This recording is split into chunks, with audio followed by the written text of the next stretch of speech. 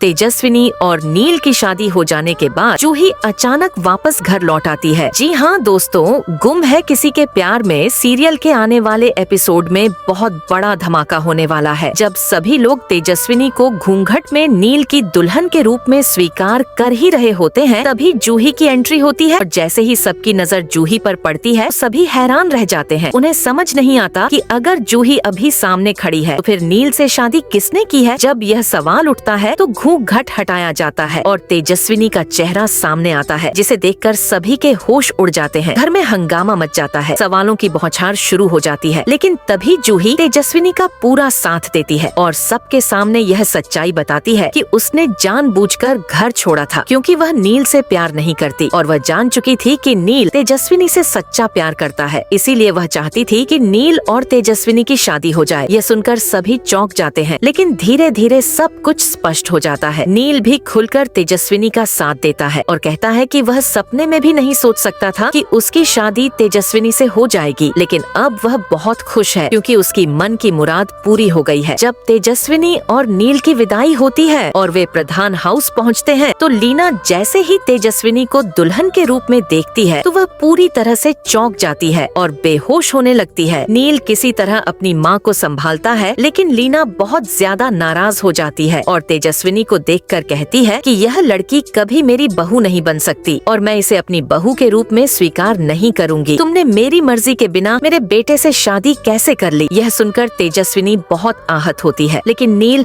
सबके सामने तेजस्विनी का हाथ पकड़कर कहता है कि तेजस्विनी मेरी पत्नी है और इसके खिलाफ कोई भी कुछ नहीं कहेगा। मैं इसका हमेशा साथ दूंगा। यह सुनकर तेजस्विनी को नील के साथ की ताकत महसूस होती है। अब देखना लेना है तेजस्विनी को अपना बहू के रूप में स्वीकार करती है कि नहीं। आगे की जानकारी पाने के लिए चैनल को सब्सक्राइब करें।